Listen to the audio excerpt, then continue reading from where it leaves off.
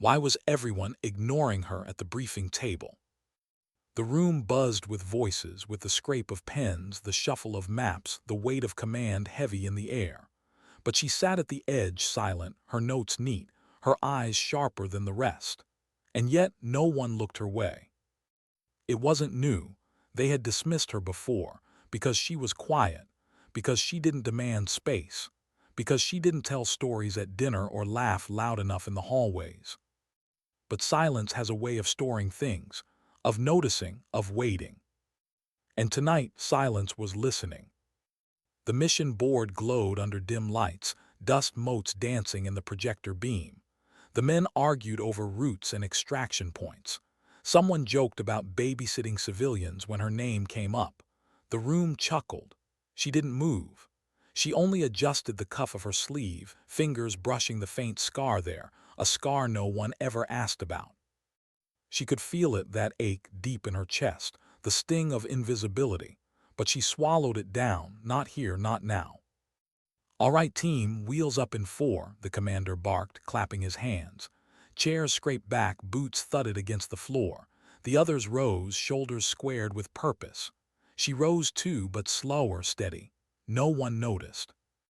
Out on the tarmac, the night wind carried the bite of jet fuel, the metallic tang of steel, the faint hum of distant generators.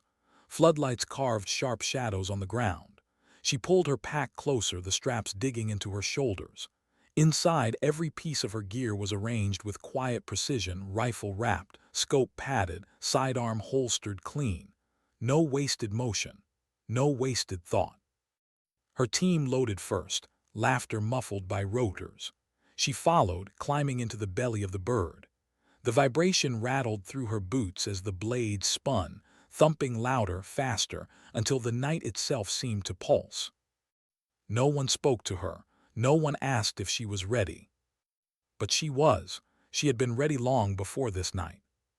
Her eyes drifted to the dark horizon where stars cut through black sky. Out there somewhere was the reason she stayed, the reason she fought, the reason she endured the silence. They didn't know her story. They didn't know that once she had stood in a different room, not in uniform, not carrying a rifle. A room filled with photographs, smiles captured in still frames, a voice that laughed through the phone when it was still safe to laugh, a promise she made, whispered into the wind when the world shattered. But she hadn't told them, not yet. The bird lifted, stomachs dropping, earth shrinking below. Cities became sparks, roads became veins of light, rivers glimmered faint like scars on the land. She adjusted her headset, eyes scanning the console lights. The crew chief called out headings, coordinates, checklists. The men around her leaned into banter, trading jabs, keeping nerves at bay. She let their words wash past her. Her hands rested still on her lap, but her mind was awake, alive, threading through every detail of the mission file. The map wasn't just lines to her. It was texture, memory, possibility. She had studied the terrain until her eyes blurred. She knew where the shadows would fall at dawn, where water pooled after rain, where sound would carry too far or not at all. The others might have overlooked those lines, but she hadn't. And that would matter. Hours blurred. The aircraft droned steady, slicing through sky. She didn't sleep. Couldn't. Instead, she listened. Not to the men, but to the silence beneath. To the subtle shift in pitch when the pilot banked left.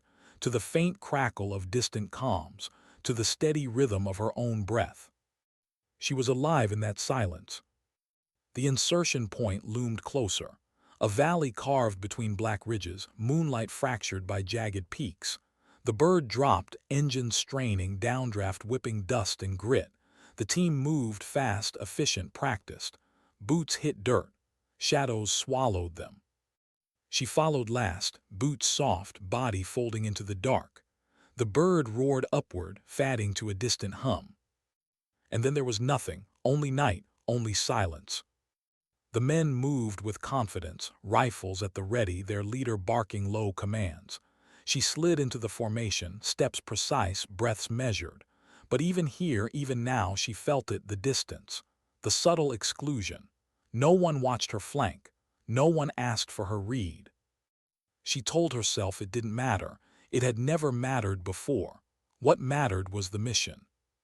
But deep inside, the ache sharpened. A voice whispering, they don't see you. They never will. Branches snapped under boots. Owls stirred in trees, the earth cold and damp beneath their weight. They trekked through black terrain, the world reduced to sound and shadow. Hours passed. Her body moved like clockwork, but her mind wandered to the scar on her sleeve, to the promise she carried like a stone in her chest. When the team halted at last, she crouched low, eyes scanning. The target compound loomed in the valley below, faint lights blinking, walls standing sharp against moonlit earth. Figures moved faint inside the perimeter. The men whispered, trading intel, marking angles. No one asked her, but she had seen something. A glimmer, a reflection, the faintest flash from the ridgeline opposite. Glass a scope. She drew a slow breath, heart heavy. If she spoke, they'd dismiss it. They always did. But if she didn't? The commander whispered, 2 teams. East wall, south gate, move. Her throat tightened, her fingers curled. She felt the choice press down. Silence was safe. Silence was expected. But silence could kill. So she broke it, her voice low, steady, cutting through the dark. Sniper Ridge, opposite side, he's watching us. The men froze, for a second disbelief, eyes turned doubtful, skeptical. Someone scoffed under their breath. But then, a shot crack, dirt burst inches from the commander's boot. Chaos erupted, bodies dropping low, rifles snapping up. The commander's eyes shot to her, wide now, stunned. She didn't move, didn't flinch. Her gaze locked steady on that ridge, breath slow, hands calm. I said, she whispered, sniper. The men scrambled, repositioning, returning fire into the night. Orders barked, panic threaded through the chaos, but not in her. She was already moving. Rifle unslung, scope aligned, breath measured. The world narrowed to a tunnel, to the faint flash of glass, to the shape hidden in shadows. Her finger pressed steady, her silence spoke. The shot cracked, echo rolling through the valley. And then silence again. This time it was different. This time the silence was listening. She lowered her rifle. The team stared, disbelief etched on their faces. The commander's eyes lingered on her, not with dismissal, not with mockery, but with something else. Something unspoken. Respect. Maybe. But she didn't need it. Because she knew this was only the beginning. And destiny had just leaned closer. What happens after silence proves itself right. The night hung heavy after her shot, the valley holding its breath. Smoke curled faint from the ridge where her bullet had found its mark. The enemy sniper would not rise again. But still, the team crouched low, eyes darting, breaths jagged with the aftershock of what almost was. She sat steady, rifle across her knees, gaze calm. Her chest burned with something unnameable, not pride, not triumph. Something quieter, something sharper. The commander's voice finally broke the hush. Move, double time. His tone was clipped, stripped of the casual authority he carried before. There was a tremor there, hidden, but she caught it. He had almost died, and she had stopped it. The men moved quick now, tighter, no more laughter, no more scoffs. But still no one spoke to her, not directly, not yet. She fell in line, stepped soundless over stone. The compound loomed closer with every breath. In the distance, dogs barked. Lights flared, then dimmed. A gate creaked on rusted hinges. Every sound pressed against her nerves, but her face stayed blank, her silence a mask. Inside, though, inside, she heard another sound. A voice, faint, remembered. The sound of someone once telling her, "You'll never have to carry this alone." But that voice was gone now. She carried it alone, always. The team reached the perimeter wall, shadows cloaking them. The commander gestured, quick hands splitting them into 2 groups. East wall, south gate, diversion and breach. Precision drilled into muscle. She was assigned to the south, with 3 others, men who didn't look her way, even as they stood shoulder to shoulder. One muttered something under his breath, a curse, or maybe a prayer. She checked her weapon. Chamber smooth, scope adjusted, silencer fixed. Her fingers brushed the scar at her wrist again. Always that scar, always the reminder. They moved. The gate loomed, its metal surface cold under her gloved hand as she pressed flat. Beyond it, faint voices murmured. Guards, 2, maybe 3. Their words blurred by distance, but the tone was careless, unaware. The man beside her signaled. He would breach, she would cover, simple, predictable. But something caught her ear. Not the voices, the silence between them. A rhythm too steady, too placed. Boots on patrol, moving in pattern, more than 2. Her gut tightened. She leaned close, whispered low, not 2, 4. One circling left, one behind the trucks. The man frowned, doubt flashing across his face, but he hesitated just long enough. Footsteps scraped closer, shadows lengthened. Then confirmation. 4 men rounded, rifles loose at their sides, exactly as she'd said. Her team froze, hearts caught, but she didn't. She moved fast, smooth, rifle raised, sights finding the first man. A suppressed thud cracked the night, his body folding before the others knew. The rest scattered, shouts sharp. Now the team reacted. Gunfire muffled, chaos tightened. Seconds stretched like wire. Then silence again, 4 bodies still. The man who had doubted her stared, his breath ragged. He didn't speak, but his eyes flickered with something new. Uneasy respect, or maybe guilt. She said nothing, only checked her rifle, calm. The gate was theirs now. The commander's voice hissed in her earpiece. South clear. A pause, then her voice steady, clear. And for the first time, no one questioned her. The gate creaked open. They slipped inside. The compound smelled of diesel and damp earth, of sweat and cigarettes. Walls loomed close, paint peeling, wire twisted sharp along the top. Shadows clung to corners. They moved building to building, each step heavy with danger. Every sound was magnified. The drip of water, the hum of a generator, the distant cough of a guard. Her heart beat slow, controlled, but beneath it something else beat louder, memory. The night she received the call, the night her world broke. She had been far from here, in a quiet town where danger felt like a distant rumor. The phone had rung, a pause, a voice telling her what couldn't be undone, a convoy ambushed, a name on the list, a promise shattered. That was the night she changed. The night silence became her only companion. The night she swore she would step where he had fallen. Now, every step inside this compound carried that weight. They reached the main building, cracked windows, a door slightly ajar. The commander raised a hand, signaling halt. He spoke low into comms. Alpha set, Beta breach on my mark. She crouched, eyes scanning. A faint flicker in one window caught her attention. A glow not from lamps, a screen. A laptop. Something told her it mattered. The commander whispered, "Go." The team surged forward, door bursting open. Shouts erupted inside, gunfire breaking air. Chaos filled the hallways, bullets biting walls, sparks flaring. The smell of powder burned sharp. She moved like shadow, slipping through smoke, eyes precise. Her rifle cracked soft, clean. Targets dropped. But her focus stayed on that room with the laptop. Not the firefight, not the chaos. That glow pulled her. She broke from the group, sliding low along the wall.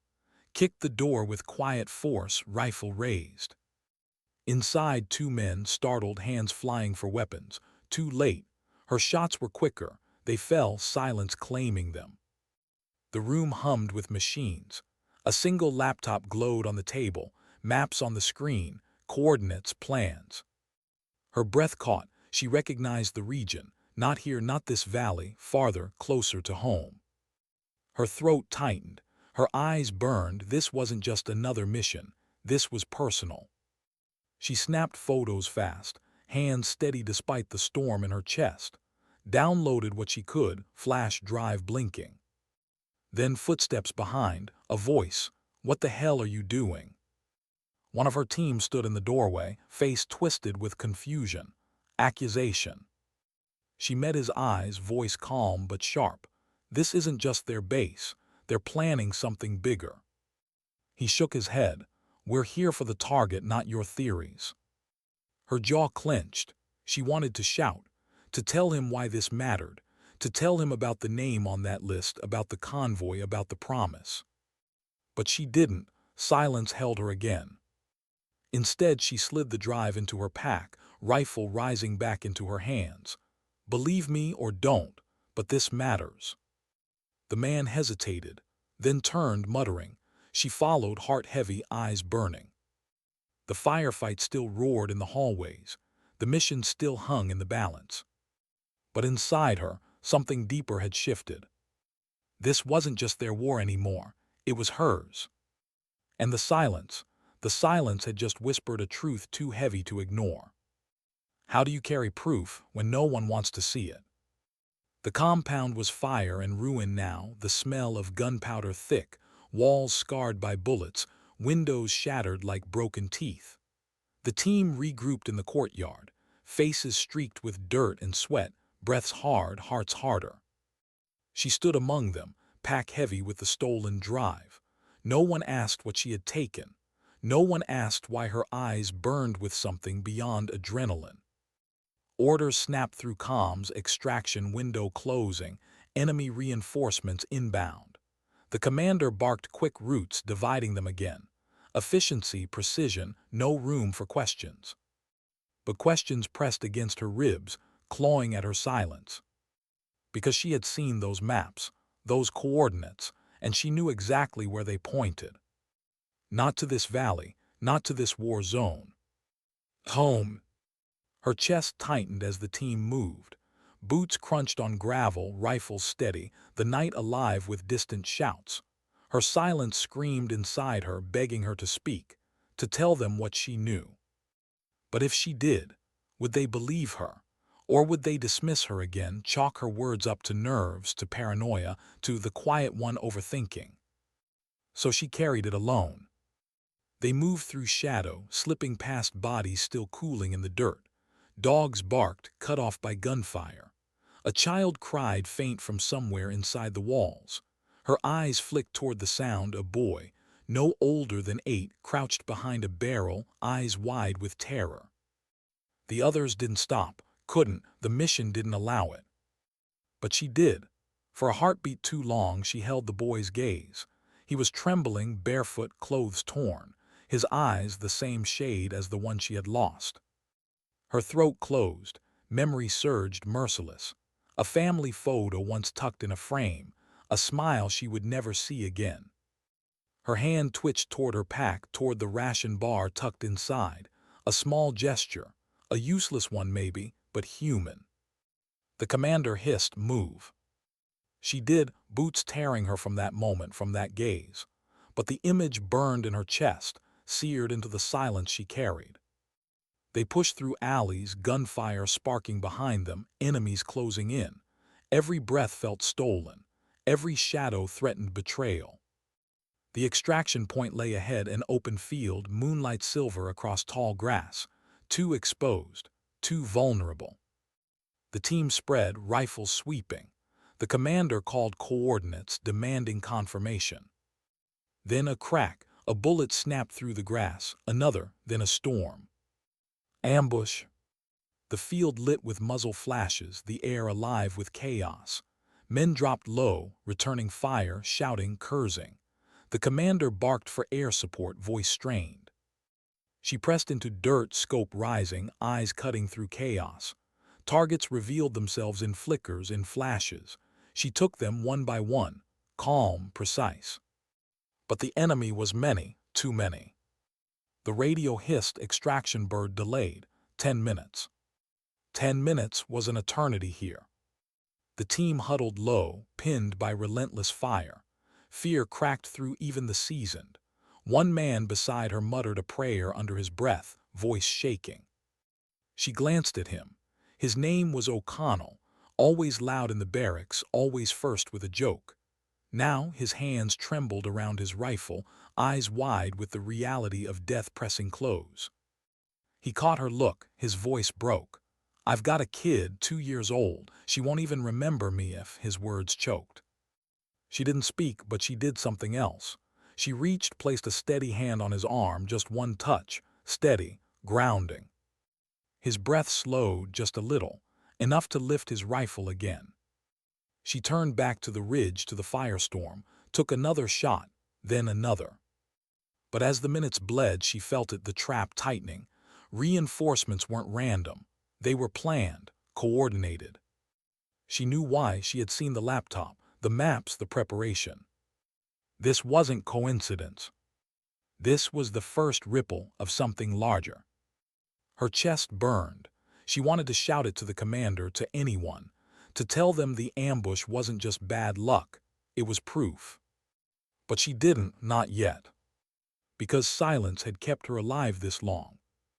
The bird roared in at last, blades chopping air, lights carving through smoke. The team surged, firing cover, sprinting for the ramp. Bodies slammed into metal, hands pulling brothers aboard. She ran last, always last, feet pounding dirt, bullets chasing. Her boots hit the ramp, the bird lifting, engines screaming. The valley fell away, smoke and fire shrinking below. Inside, the team collapsed against walls, breaths ragged, faces pale. One man clutched a wound, blood soaking fabric. The medic worked fast, hands red, eyes fierce. The commander scanned them all, gaze finally landing on her. His eyes lingered, unreadable. Then he said, low, only for her, "You called that sniper, you saw those guards, how?"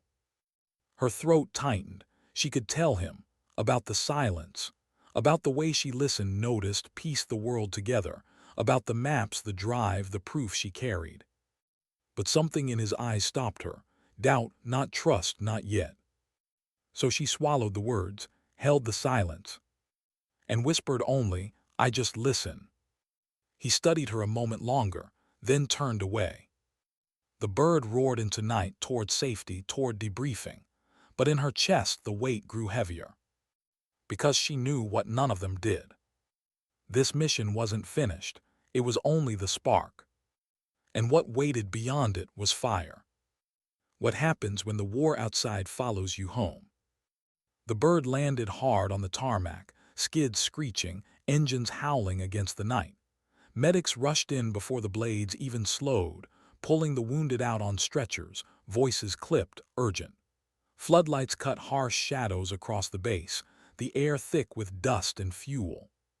She stepped down last, boots striking concrete, body heavy with exhaustion. But her pack was heavier still. Inside, the drive hummed quiet, carrying proof no one else had seen. The others staggered toward the hangar, shoulders slumped, adrenaline bleeding out. Some lit cigarettes with shaking hands.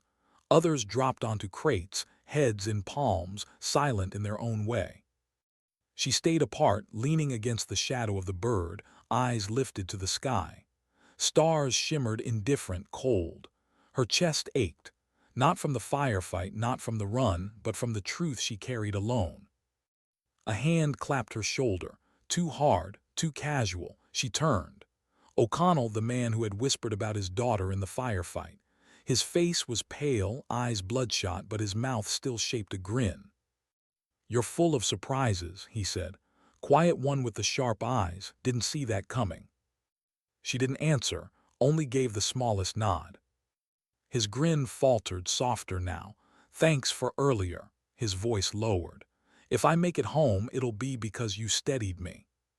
He walked away before she could answer, laughter forced as he joined the others. But his words stayed, a thread of humanity, fragile amid the steel.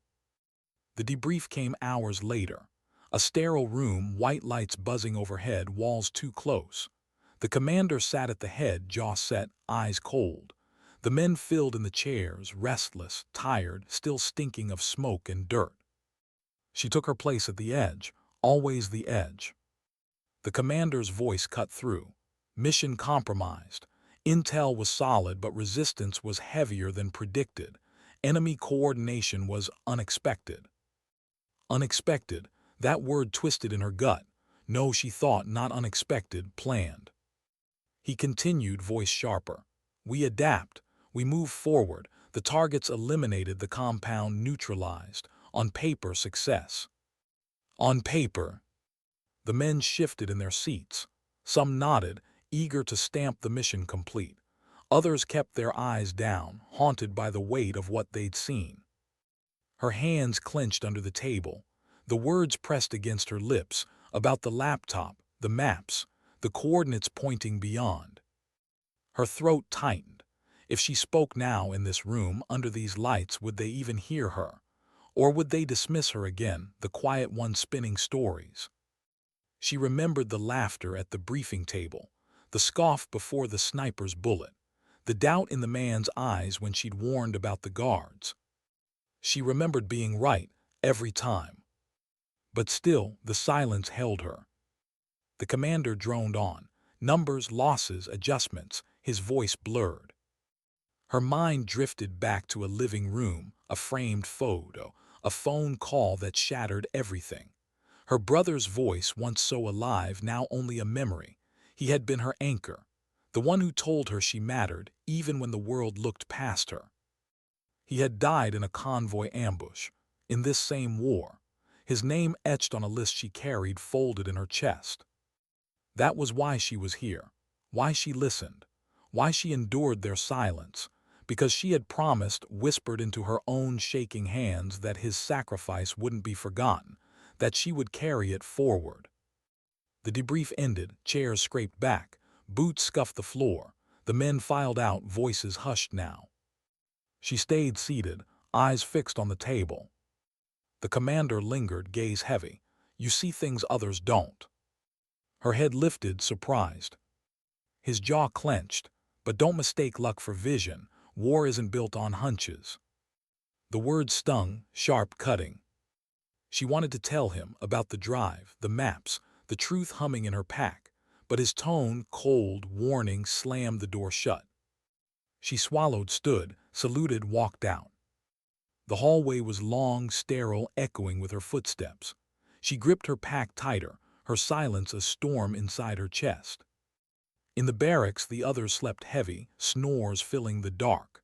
She lay awake, staring at the ceiling, the hum of fluorescent lights buzzing faint. The drive pressed against her ribs like a stone. She pulled it out, small, ordinary, but inside fire.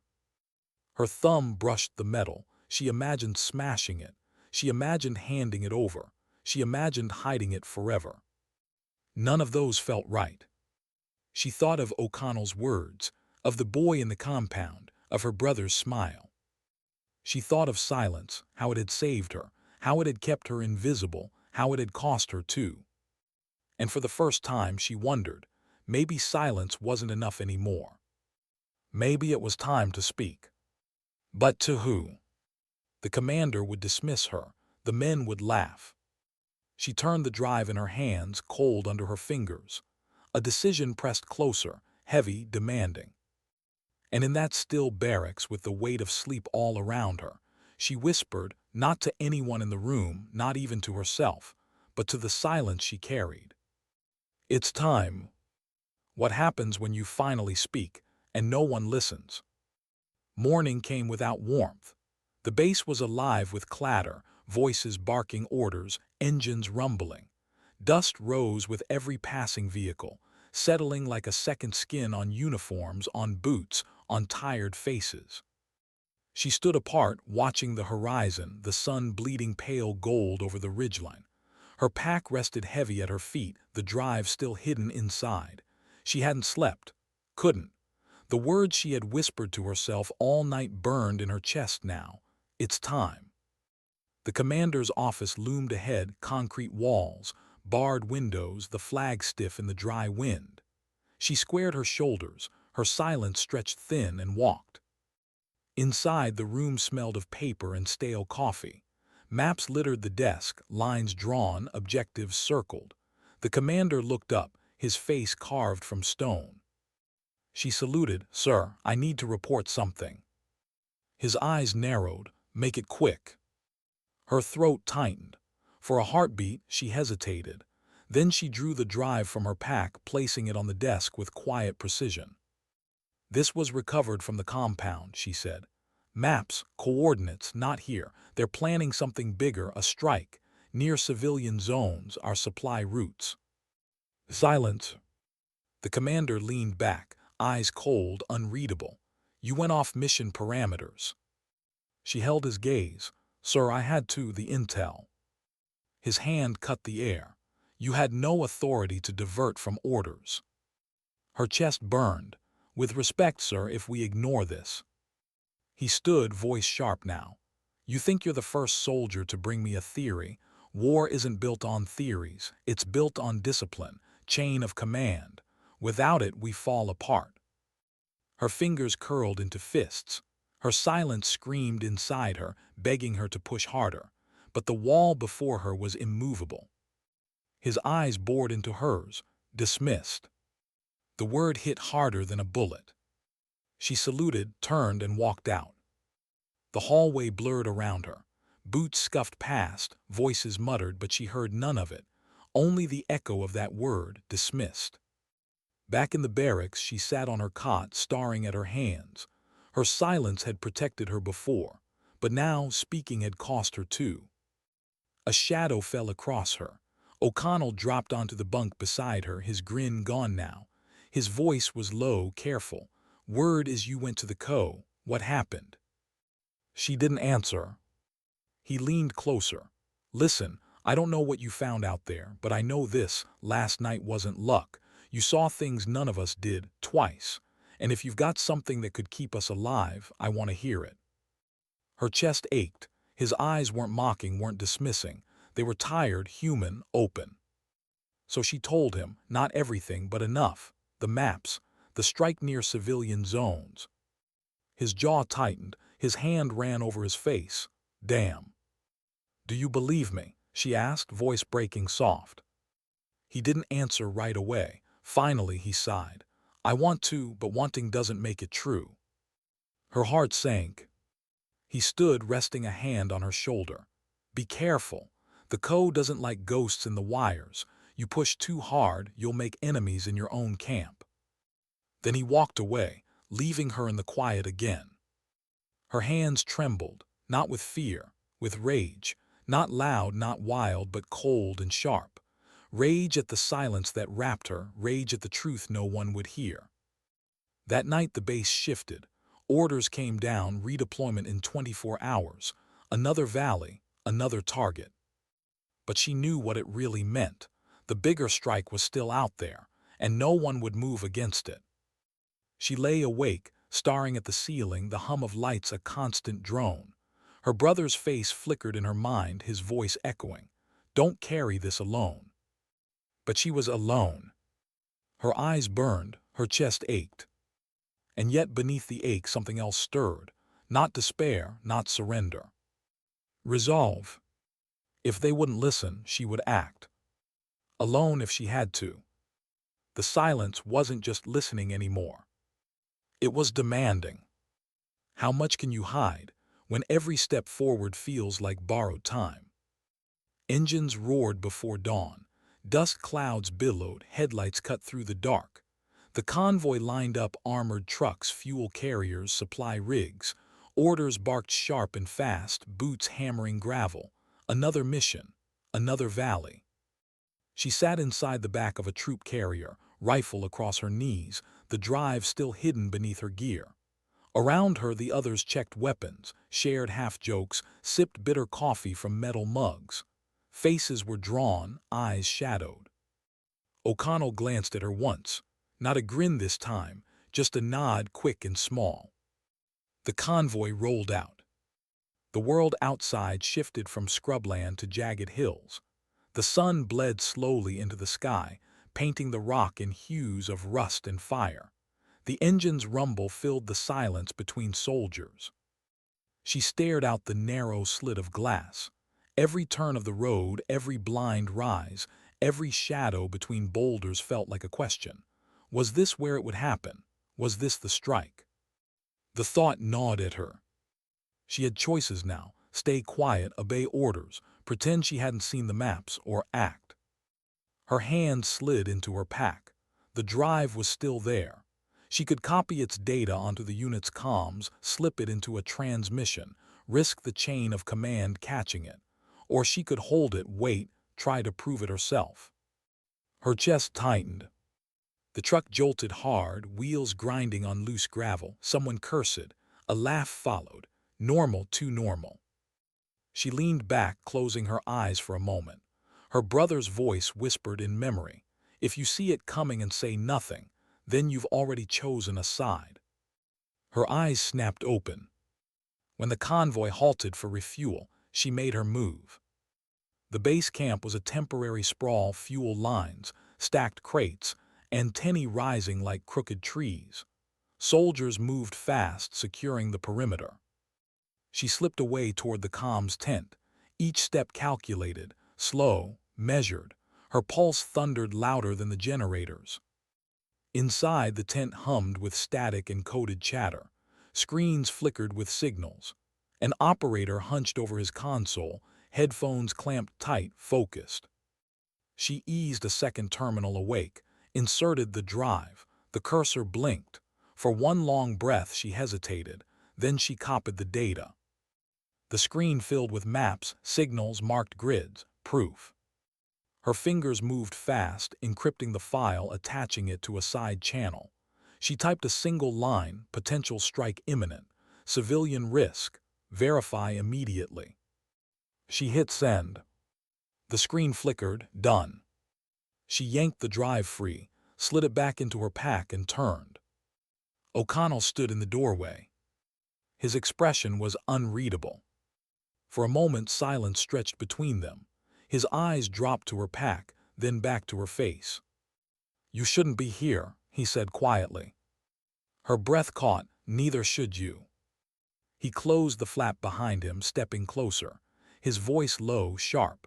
"You think no one's watching. You think the Co won't notice ghost traffic on his channels. You'll hang for this." Her jaw tightened. If it stops what's coming, it's worth it. His eyes searched hers. No grin, no joke, just wait. Finally he exhaled, "Damn it." He stepped aside. "Go before anyone else sees." She brushed past him, the night air biting cold against her skin. Back in the truck, the others laughed at something. A story about home, about bad chow, about nothing at all. The noise barely touched her. She sat rigid, staring out into the black ridges, her secret burning inside her. Hours passed, roads wound tighter, the convoy crawled deeper into the valley. Then near noon the order came down, stop, dismount, set perimeter. They fanned out, dust rose around boots, weapons clicked into ready. She scanned the ridgeline, every shadow a threat, her breath slow, steady. Something moved, far above, a glint of glass. Her heart seized. Scope. She dropped flat, sniper. The crack came an instant later. Rock exploded near her head. Shouts erupted, soldiers diving, rifles swinging upward. Return fire split the air. The convoy became chaos, engines revving, shouts colliding, dust choking. She rolled, found cover, rifle braced, her eye on the ridge, searching. There a flicker, a shoulder shifting. She squeezed the trigger, the shot echoed, the glint vanished. Silence, then another crack from a different ridge. Her gut twisted, not one sniper more. The ambush had begun. Bullets whined, chewing into metal, tearing dirt. Soldiers shouted, returned fire, scrambled for angles. She pressed into the rock, heart hammering, the maps burning in her mind. This wasn't random. This was planned. Her gaze snapped to the horizon, trucks vulnerable, supply lines, just like the intel said. Her breath caught. And in that instant she knew this wasn't the strike, not the one on the maps. This was only the beginning. The real attack was still ahead. How do you steady your hands when the world around you is bleeding out? Smoke clung to the valley floor. Trucks burned, black coils rising into a pale sky. The echo of gunfire still hung in the air, sharp and bitter. Cries of the wounded cut through the dust, raw and human. She pressed against the rock, breath heaving, rifle still hot in her hands. Her ears rang, the world muffled and sharp all at once. Then the shouting sharpened into orders. Medics scrambled. Soldiers dragged bodies, patched wounds with shaking hands. She pushed to her feet, scanning the ridges. Empty now. The shooters had slipped back into the stone, vanished like ghosts. Her chest burned. Not random, never random. She ran toward the trucks. One was half collapsed, a wheel sheared off, flames licking the canvas. Inside, a soldier groaned, pinned under twisted metal. She dropped her rifle, grabbed the frame, straining. Metal tore skin from her palms, heat seared her arms. The weight wouldn't budge. Here, O'Connell slammed beside her, muscles corded, face streaked with soot. Together they heaved. The frame shifted just enough. The soldier crawled free, coughing, blood staining his uniform. He looked at her once, eyes wide, dazed, before medics dragged him away. She collapsed back, chest burning, arms trembling. O'Connell spat into the dirt. Ambush was clean, too clean. They knew we were coming. Her eyes flicked to him. He didn't ask how she had shouted the warning first, but she saw it, the thought behind his eyes, the question he didn't voice. Around them, chaos still swirled. The commander barked orders, voice ragged, demanding perimeter checks, demanding counts. His face was pale, a vein throbbing at his temple. The wounded lined up in rows, makeshift stretchers carried toward the medical tents. Too many, always too many. She stood, staring at the smoke curling skyward. Her silence pressed heavy again. She could scream the truth now, right here in front of them all. But the commander's face, earlier stone, unyielding, burned in her mind. Would they hear her now, or bury her words in the dirt like the wounded they couldn't save? Her hands trembled. She clenched them into fists. A voice broke through, "Hey." It was Tors, the youngest in the unit, barely 20, freckles still across his sunburnt face. His arm was bandaged, blood seeping through. His eyes were wide, wet, unfocused. He whispered, "We walked right into it, didn't we?" She looked at him, saw the fear, the crack of innocence shattering. His voice shook. Do you think we'll make it back?" The words lodged in her chest. What could she say? Lie, comfort him with something she didn't believe. She forced her voice steady. "We'll make it back." But the truth inside her screamed, "Not if the real strike comes." Tors nodded, swallowing hard. He tried to smile, but it collapsed halfway. Then he was pulled toward a medic, fatting into the smoke and noise. Her chest ached. She turned to O'Connell, his eyes still on her, hard now, searching. "You knew, didn't you?" he said softly. The words pierced. She froze. He stepped closer. "Back there, you saw it before anyone else. How?" The silence stretched, heavy, suffocating. She could lie. She could stay quiet. But something cracked. Her voice broke low. "Because I've seen the maps." His jaw tightened. "Maps." She pulled the drive from her pack, just enough for him to see the glint of metal before sliding it back in. His breath caught. He swore under his breath, "Jesus, you're playing with fire." Her eyes burned. "This isn't a game. If we don't act, more than us will burn." For a long moment he said nothing, just stared at her, the weight of it heavy. Then he shook his head. "You don't trust command. I don't blame you, but if you're wrong," his voice faltered, "if you're wrong, we'll be the ones buried for it." She swallowed hard. "And if I'm right?" His gaze dropped, then lifted again, tired, pained. "Then we're already too late." The words cut deep. He turned and walked away, leaving her in the smoke and the screaming, the silence pressing heavier than ever. Night fell over the valley. Fires smoldered. The wounded groaned in restless sleep. The unit huddled, exhausted, hollow-eyed. She sat alone, back against a rock, staring at the stars through drifting smoke. Her palms stung raw, her throat burned.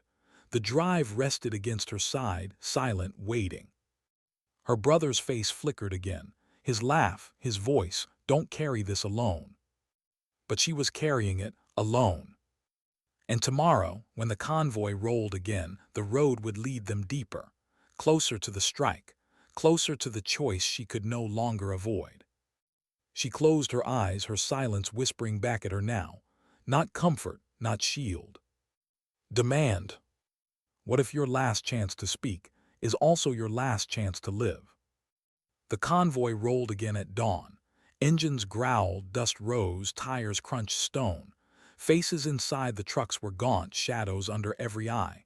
Bandages stained, helmets dented. The ambush had taken its toll, but the orders still stood. Move, always move. She sat in silence, rifle across her knees, the drive pressing against her ribs. The maps burned in her head. The valley ahead twisted narrow, its walls steep, ridges like teeth. The place felt wrong, too quiet. Every instinct screamed. The commander's voice cut through the radio. Stay sharp, eyes on the ridges. Her jaw tightened. It's not the ridges, not this valley. She had seen the real target. She had memorized it. A choke point further east, where the convoy would be blind, where civilians sometimes crossed with their donkeys and carts, unaware. The trap wasn't here, it was waiting. Her hands trembled. She could keep quiet, follow orders, survive today. But tomorrow would be worse. Her brother's voice whispered again, "Don't carry this alone." Her throat burned. She slammed her fist against the side of the truck. Stop the convoy. Every head turned. O'Connell's eyes widened. What the hell are you doing? She stood, voice breaking through the engine roar. We're walking into it, not here, further east, a choke point. They'll hit civilians, they'll hit us, they'll cut the line completely. The truck jolted to a halt. Radios erupted. The commander's voice barked sharp, angry. Who gave that order? Who the hell told us to stop? She jumped down into the dust, boots hitting hard. The other trucks braked one by one, confusion rippling like fire through dry grass. The commander stormed toward her, face dark with fury. Explain yourself now. She yanked the drive from her pack, thrust it forward. Intel from the compound, maps, coordinates. This ambush wasn't the strike. The real one is ahead. If we keep moving, we don't just lose this convoy, we lose everything behind it. The air thickened. Every soldier nearby froze, listening. The commander's jaw worked, anger twisting with doubt. You broke protocol. You tampered with comms. You. Sir, O'Connell's voice cut in, rough, steady. He stepped forward. She's not lying. I saw the files. I saw the maps. She's telling the truth. A ripple went through the unit. The silence shifted. The commander's eyes darted between them, between the faces, watching now, waiting. He looked at the valley ahead, at the ridges, at the dust hanging heavy in the air. For a moment, the world balanced on a knife's edge. Then the first blast hit. A thunderclap, the ground shook, fire tore through the lead truck. The shockwave hurled dust and men into the air. Screams followed. Another blast, and another. The earth erupted, ripping open under the convoy. She hit the ground hard, ears ringing, heat clawing her skin. The strike wasn't ahead, it was here. Her breath shattered in her chest. Wrong, I was wrong. Bullets rained from the ridges. Shadows rose, rifles flashing. The valley roared alive with death. The unit scrambled, firing upward, dragging wounded. Chaos swallowed the air. She crawled to her pack, yanked the drive. Her hands shook. The maps, the intel, she still had it.